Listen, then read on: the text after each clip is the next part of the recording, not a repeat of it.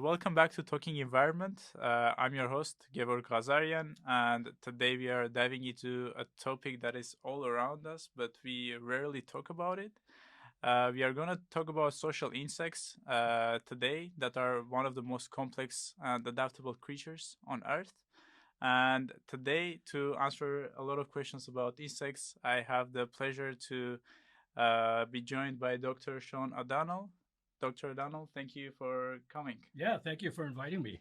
Yeah, so could you please tell us a bit about your work and what do you do connecting to the insects? Sure. Yeah. So my lab is really focuses a lot on social insects and other kinds of social animals. I think our main interests lately have been in what you might call thermal physiology, so how Awesome. Yeah. animals deal with variation in temperatures. We're also really interested in the nervous system, so we look at kind of the gross level, looking mainly at brains and how they evolve in response to different kinds of challenges and also how they develop in response to different challenges. And most of Awesome. that is done on social insects. Yeah, awesome. That's great. And you are a professor at Drexel I'm a University? professor at Drexel, that's right. Yeah. Awesome. That's great. And so, to start with, most of us just see like social insects, bees, ants, simple creatures, and we don't usually look into it. I mean, I looked into it more before this episode, and I would say there are a lot of like things to know about it. There are a lot of things to discover when you're diving into it. So, what would you say makes them so unique to explore about, research about them? Yeah, that's a great question. I mean, I think the thing that gets me uh, continuously intrigued and interested in social insects is their integration and how individuals have evolved to take part in a larger organization. Mm-hmm. And in the extreme cases, and we do a lot of work on some of these extreme cases in my lab, I can use army ants in the tropics as an example of this. It's almost like the individual's identity has kind of been subsumed or absorbed into the function of a social unit that starts to operate more like an organism. Mm. And so those links between the organization among individuals in a society and the organization of, say, cells in a body is really, really interesting to me. Awesome. And then I think, the spinoff of that is that I think that social organization has been a major factor in leading to social insects being ecologically really, really successful. And so the biomass, if you kind of went out there and counted the social insects or weighed all of them, they're much more successful than most other kinds of terrestrial organisms. And we think it's their sociality that's led to them having that kind of ecological impact. That's really interesting. So they are more like not, I would say, working individually and more like in colonies. Yeah, together exactly. Socially. Right. So, coordination in a lot of insect societies, there's sort of a tension or a balance, right, between Okay. individual incentive and social cohesion. But again, in the more advanced insect societies, that individual incentive has been decreased, lessened, and there's more of an emphasis on integration and coordination and communication. Interesting. That's really interesting to know because uh, for me before like diving more into it, I wouldn't think about like how they can work all of them together and make this huge impact for them while working in groups. So that's really interesting to know and for our listeners too. And moving on, would you say, going more into the climate change and rising temperatures topic? How would you say that affects the insects? Yeah, well, I mean, insects in general, I think this is a really important topic right now because there's increasing evidence being collected around the world for what some people have referred to as an insect apocalypse, right? It's Mm. this idea that insect populations, possibly worldwide, have plummeted in the last couple of decades. Really, quite recently, actually, these changes have seemed to have occurred. I think that this is really evident, right here where we live in the North Temperate Zone in the northeastern United States. So you can see evidence of this if you think about going back a number of years. If you put on a light, even at this time of year in the late, in the spring or into the summer, you would expect all kinds of moths and other insects. And Yeah. like the other night, I turned on the light. It was a warm evening, and I saw a moth, and I got excited because there was one moth that came into the light. So we all see this happening around us. There's evidence in the tropics that the drop off is really dramatic. So some of the sites that I work at in Central and South America have experienced really sharp insect declines. Where have you And worked? so the data that I'm thinking of, there's been work done. I work in Costa Rica.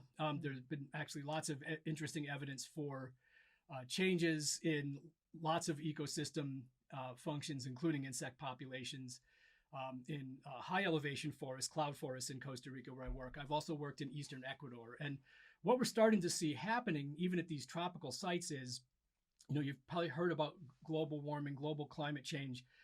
Being mostly an Arctic or maybe North temperate phenomenon, right? So the biggest changes in temperature have been at high latitudes away from the equator. Now we're actually starting to see not just changes in things like rainfall patterns and droughts, which have been recorded in the tropics for a while. Now we're actually starting to see temperatures in the tropics creeping up as well. And these changes, both in rainfall patterns and possibly now in temperature, seem to be having huge effects on insect populations. And there's new interesting evidence coming out about high temperatures, for example, affecting insect development, leading to developmental anomalies, possibly interrupting their mating systems. The bottom line is we're seeing insect populations crashing, and that seems to be kind of echoing or reverberating, if you will, through the ecosystem, because lots of organisms, of course, feed on the insects as their main food source. And it really does seem to be linked pretty tightly to climate change. Yeah, that's really sad to hear about it. It's really alarming. Yeah, and so it's mostly in tropical sites, and would you say it's also, you said this globally, would you say the most decrease is evident in tropical areas or also in other parts of the world? Well, the insect declines have been documented in a lot of different places. I think some of the initial data sets actually were collected in Germany, if I remember correctly, in continental Europe. But now, these studies have been replicated lots of different places around the world, and folks are finding similar results. So for me, working in the tropics, and particularly working at sites that are, at least to appearances, pristine. These are places that don't have a lot of logging. Some of them are remote enough that there isn't even much poaching pressure. Yeah. These are really intact forests. There isn't ongoing, human development. There aren't roads being punched in, and yet we're starting to see shifts in things like the bird communities and insect populations, even at these remote, pristine locations. And that, to me, is really very disturbing. Yeah. Would you say there are insects that are thriving because of the climate change, or it's the opposite for all of the insects? It's a good question. I think what we're probably going to see as climates warm. Geographic distributions of some kinds of animals can change. In other words, a species that might have had a certain range that probably, especially for insects, was mostly probably dictated by things like temperature and rainfall, they're going to start to shift. And so at the northern edge of those ranges where things are warming, we're going to see population expansions, and things are going to be moving into new areas. But I think that most of the models, unfortunately, that evolutionary biologists and animal behaviorists and physiologists have done to predict how things are going to change with climate change, there are very few predictions of positive outcomes. Almost all of the outcomes are negative. Yeah, so it's really kind of a perfect storm of factors that are going to lead to almost always negative ecological changes, even if they're going to be local places or a handful of species that do in fact benefit. By and large, communities are going to really be disrupted. Definitely, yeah. So it's mostly the insects, let's say in tropical areas, would move north or south and kind of try to develop in those areas. Yeah, that's one possibility, is that some species will change their ranges. A lot of species have very limited abilities actually to do that. And so, really just kind of depends on the biology of the exact animal that you're talking about, right? What their ability is to kind of escape or move. A lot of things are really kind of stuck largely where they are. And so they're needing to deal with these changing conditions in sight. And again, most of the outcomes are not good. So yeah, it's pretty sad to hear about it, for sure. I would say, and would you say, you mentioned about the thermal sociobiology? Yes. And it's, I looked into it a bit more when we talked about it. But could you please explain what it means? What it is about? So this is a new term that I coined. So this is a paper that I wrote with a former student of mine, Caitlin Baudier, who is a professor in Mississippi now.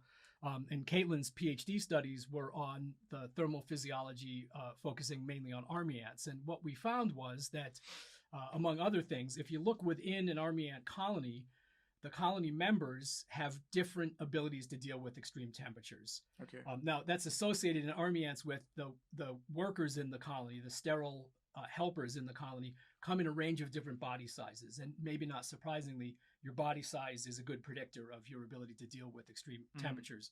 But what we started thinking about was, well, geez, if you've got a colony that's very integrated, right? Individuals need to communicate and coordinate. But if they're exposed to an extreme, say, high temperature, some individuals are going to be more harmed by that than others. How does the colony deal with that? Do they sacrifice the sensitive individuals? Do more robust individuals, give up opportunities in order to protect their colony mates? We don't really know the answer to these questions, right? But we kind of started developing some ideas about this. So the idea of thermal sociobiology is to take those concepts and move them beyond army ant colonies or just social insect colonies and think more broadly about any animal that engages in social interactions, really of any kind, could potentially be interacting with a partner or partners that have different physiology than they do. And what do animals do about this? How do they deal with their own physiological abilities versus the physiological needs of the partners that they're interacting with, basically? This kind of concept of colonies is really interesting to me. I'm starting to kind of more grasp information about it, but to most of the people, the concept of colonies between insects is pretty interesting, I would say, and it's pretty surprising. Could you please give a little bit specific detail? How do they form those colonies? How do they work in those colonies? How does that even work? How do they communicate? Yeah, so I think the best way to think about it, for most kinds of social insects, colonies are really basically families. So we can relate to this, right? As humans, we kind of have a similar social structure, right? Where it's really common for us to have an unrelated male and female, get together and have offspring. Okay. And then usually you get an extended kin related or genetically related group of individuals that interact and cooperate. Well, they don't always cooperate, but they interact. Let's put it that way, right? We all know there's that tension, right? But so we can relate to this idea that the offspring stick around. Maybe you've got offspring from multiple generations helping the next generation's race. So social insects are kind of doing the same thing. Basically, it's you've got reproductive individuals that have offspring. It's just that in insect societies, the number of offspring can be astronomical, way beyond what we would think of. So in the extreme cases, though, some of the ones that I work on, like army ants and leafcutter ants is another tropical kind of ant that does this. They have some of the largest societies that we know of on the face of the earth, and they can literally be a single colony, and it really is a single family of millions of individuals. Wow. So they can be the size of a modestly large human city. And in fact, at the extreme high end, I think these are probably the biggest colonies that we know of.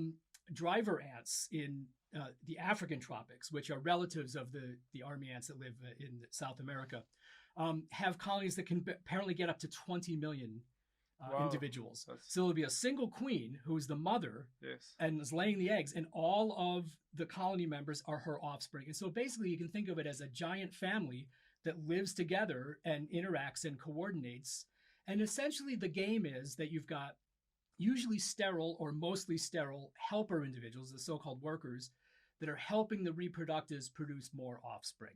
And eventually what the goal is that they'll produce more colonies that will then go out and move away and become independent. And how do they work in the colonies? So I mean, we know there's the queen who does the offspring. Are there any? So all of the other insects are, would you say, on the same level? Or do they work? That's a really good question. So that kind of split between reproductives and non-reproductives is kind of the defining moment, right? So once you've got that, so what we think probably happens is early in the evolution of sociality, you've got a pretty simple family that's kind of like a human family, right? Or mammal family that we're, primate family that we're used to, right? Where even though you've got this difference between the reproductives and non-reproductives, they're not actually that different from each other.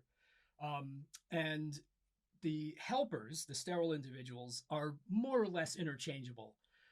What happens is, as colonies evolve, to become more sophisticated, and usually it's associated with becoming larger as well. You start to get more and more specialization, more and more division of roles or division of labor, is what we like to say, in the colony. And it reaches its pinnacle in societies like army ants and driver ants and leafcutters, where you've got real specialization. The reproductives are completely unlike the helpers in lots of ways, usually much larger, and they really specialize on just reproduction, laying eggs, for example, at a huge rate.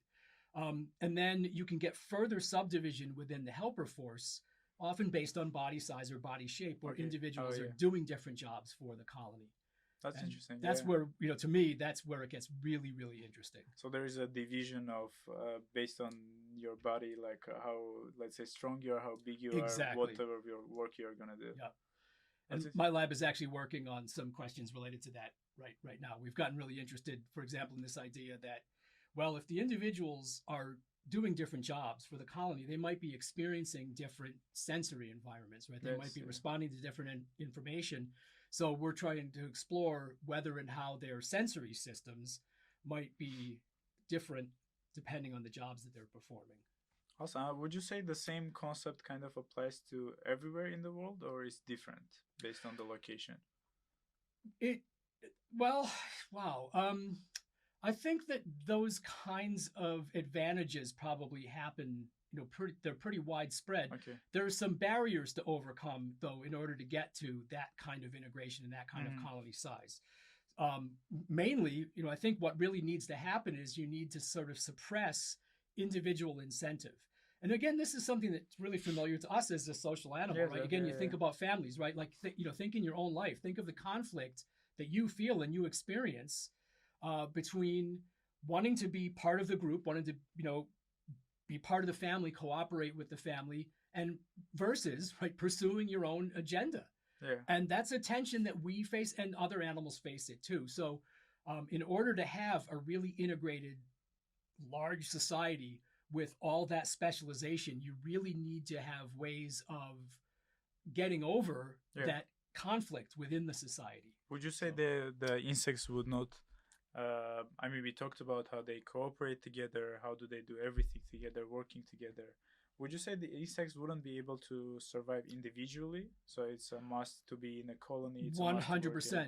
When you get to that stage, especially where you've got that degree of specialization, sometimes insect biologists or social insect biologists talk about it as being sort of a trap or an evolutionary dead end or a point of no return. Yeah. In other words, basically you've taken on that role, and it is a pathway to success as far as we can tell, but you give up the opportunity to have alternatives. Yeah. 100%. Makes sense. Yep. Yeah. That's interesting. That's really interesting how they work in the groups. And it's something also that we can also learn. And it's something that also applies to us, that we work in groups, we do stuff in the groups. Yeah, that's really, and are there, would you say there are some practices, there are some ways that we can learn from insects in our way of living? Yeah, I think maybe so. I think that, there's no way, in my opinion, that humans, given who and what we are going to integrate at the level of, say, a worker in an army ant colony. That's just not how we're put together. Yeah. It's not our history. I do think there's some interesting lessons. So this is I think a lesson that I would like to see more people reflect on. So what researchers that study ants have found is there are places where some species of ants have been moved from their original habitat into new locations, and they establish, and they sometimes become what we call invasive, right? So their populations explode. They can become really severe pests. Fire ants in the southern United States are a perfect example of this phenomenon. And Argentine ants, I don't think they're as familiar to us here on the East Coast, but they're a big problem on the West Coast in drier habitats in the United States. And in both of those cases, the ants in their original habitat were successful, but not dominant. And then they get moved into a new place where they escape whatever was controlling them, and they go wild. And so they spread over huge areas. And a phenomenon that seems to kind of go along with that success, those invasions, is colonies lose their barriers. So if you think about most insect colonies as being a family, in most cases, they function very much like a family, meaning that there are boundaries, right? There's a recognition of who belongs, who's a member of the kinship group, and other colonies of the same species are treated as enemies, right? They're competitors. And so there are mechanisms of recognizing self or group membership versus outside, and there are mechanisms of competing with other colonies. Well, in these invasive ants, one of the keys to their success seems to be processes that lead to the loss of colony recognition. So colonies stop fighting with each other to the extent where they will interchange workers, they'll interchange with each other, they'll even accept queens from other colonies. It basically, in the end, the population becomes one massively giant colony. Wow. So there's effectively a single colony of Argentine ants, for example, on the west coast of the United States, that's over 1,000 miles long. And so, right, in other words, what it means is you can take ants from one end of the range and introduce them to a colony from the other end of the range, and they will accept each other and not fight. And what we've learned is that giving up colony identity, giving up colony competition, has led to an increase in ecological success of these ants. It's allowed them to become much more dense and spread into much wider areas, because when they were fighting with each other, they were wasting so many resources on competition that actually kept them suppressed. Wow. So I think that there's some interesting lessons about the balance between cooperation and individual incentive and conflict. So there are many cases when the colonies combine together and start working together. They right? do. They can lose that colony, and it seems that once they do that, they actually perform better. Now, of course, from our perspective, that's not good, right? Yeah. We don't want a landscape that's covered in Argentine ants or covered in fire ants. Yeah. But from their perspective, they have achieved unbelievable ecological and evolutionary success. What would you say? How do they decide which colonies to compete with and which ones to kind of get along with? Yeah, that's a question that's really interesting to social insect biologists. How do they solve that problem? When did they make mistakes? And so whatever mechanism they use, a lot of times for insects, they mostly live in chemical worlds more than we do. They're using mostly chemistry to solve these kinds of problems. And so we know something about what chemicals are used and how they respond. There's evidence that they can make mistakes. So if two colonies, for example, for some reason are chemically very similar to each other, they might not be able to recognize each other as different. But they're usually pretty good at solving that problem of recognizing, foreigners and responding to them. And it's, so it's that reaction that needs to go away in order to get this, kind of what we call super colony formation. Impressive. Yeah, that's and it's like when we talk about the colonies, how do they connect together, compete together?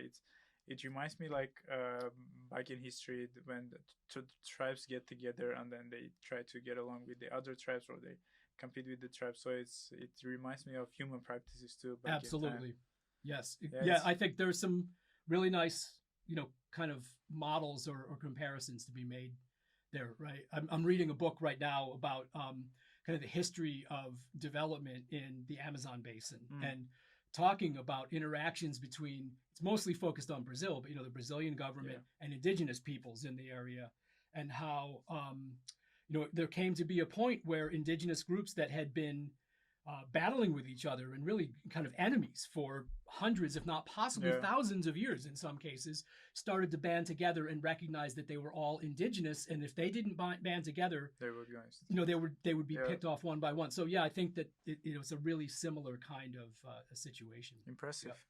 Yeah, really interesting. So to think of insects kind of going through the same thing, right? They don't have the cycle, I don't think they have the intentionality, right? They don't sit together and say, "Oh, we should stop fighting," right? But it's something, the way it probably works in the insects, right? Is something that just happens, right? There's a mutation, there's some kind of a change. Maybe it's in their chemistry, maybe it's in their sensory system that leads to a breakdown of colony fighting or colony animosity, but by whatever means it happens, it seems to actually increase their success. I just think that's really interesting. It is, it is. So I mean, we have covered many things that recent discoveries about the insects, like how they work in the colonies. And I have this question. Would you say what is the biggest unanswered question today in this theme, in this topic, that is interesting for you maybe to get to know more about, that let's say experts in the field that look forward to discovering about? Yeah, something that I've gotten really interested in. I think there's kind of increasing scientific attention being paid to this is kind of looking at the interface between the nervous system and climate change in various forms, whether it's changes in actual temperature or rainfall patterns or what have you. And I've gotten really interested in the idea that for animals at least, the nervous system is where the environment interacts with the animal and how the animal makes behavioral responses to its environment. And so kind of thinking about how climate change is going to impact nervous systems, or how nervous systems are going to allow, or maybe not allow, right, be limited in how animals can respond to the changing climates. So personally, I'm really interested in how animals sense temperature. If you think about it, right, if you're an animal that's got a certain temperature range that is comfortable or say survivable, Yes, for you, you need to be able to tell when it's, it sounds kind of silly to say, but right, you need to be able to tell when is it too hot and when is it too cold. Yeah. And you could imagine that another species, another animal that has a different thermal window might sense the environment in a different way. So I'm really interested in, well, how do the sensory systems of animals evolve? What are the genetic changes, assuming that there are, the genetic change is part of it, that lead to animals having different sensory capabilities and different sensory responses to the environment, and whether and how there's going to be the possibility for those things to shift as climates change. Would you say because of the rising temperatures and habitat destructions, do their nervous systems adapt to these changes? Yeah, it's a really excellent question, and we don't know a whole lot about it. So, I think one of the really interesting issues is, well, how much flexibility is there already in nervous systems or in behavior, versus where are we going to start running out of that flexibility, and we're going to start seeing a lot of mortality or shutdown of reproduction, and animals are going to need to start evolving genetically in order to keep up with these changing environments. And again, we don't really know the answer to that question. What is the balance between how much flexibility we already have versus what are the limits, and where are things going to go in the future? Yeah, I think that's probably the most important thing to research about and to discover and to see like how those limits and what can we do toward it. Yeah, absolutely. Yeah, and would you say there are now efforts, like what are some of the efforts that can be made toward let's say toward that problem, not on the global climate change perspective, but on specifically on insects, social insects? Yeah, I think one really important thing to try to do, we're not showing any will or ability so far to slow down releasing fossil fuels, right? Yeah. Releasing CO2 into the atmosphere. To be honest, the situation looks quite bad, even if we stopped right now. There's already so much CO2 in the atmosphere, and it takes literally hundreds of years for that to clear out. We are stuck with what we're at right now for a long, long time, and there's every reason to expect that it's going to, at least for the near future, is going to continue to get worse. So climate change is happening, and it's going to continue to happen. That's just, there's nothing we can do to stop it, in my opinion. So I think preserving large blocks of intact habitat is going to be really, really important, because, going back to what you said about flexibility and plasticity, right, the ability to respond to changing environments, you're going to need to be able to move into new areas. You're going to need to have new resources to access. If those get broken up by removal of habitat, or the habitats actually get destroyed, now we're not going to have any place for species to go. We're not going to have any possibility for them to respond flexibly to the changes. So to me, I think, leaving intact forest, reforestation, and other kinds of habitats, prairies, I'm not only focusing on forests, but, leaving intact ecosystems over large areas is going to be an important predictor, I think, of Mm-hmm. success, allowing animals to respond to climate change. Okay. Yeah. Yeah. It's really disturbing that we cannot go back to the situation we were at, and it's just the ultimate goal is at least to keep the level that we To are keep the at right damage now. to a limit. Yeah. Yeah. Yeah, and hope that the ants will have the flexibility to kind of adapt to the changes. Yeah. So we are gonna start to close up, Okay. and would you share your kind of final remarks about this, and if there is one specific thing that the people should remember about the insects and should remember from this episode? Yeah, I think, to me, hopefully, what people can realize, most folks don't like insects, right? Yeah. They don't enjoy ants, bees, wasps. People kind of like bees actually because they're pretty fuzzy, but right? But, and I get that people don't relate to insects. I don't expect people to do that. I think what I hope people can take away is that the insects, because their populations are crashing, because they're clearly being challenged by these ecological changes, there's a lesson there for us, right? It's a warning to us Of that these course. small animals are being affected. We're going to, we expect larger bodied animals like ourselves to be similarly affected following on. They're kind of the initial shock point, if you will, showing what's happening.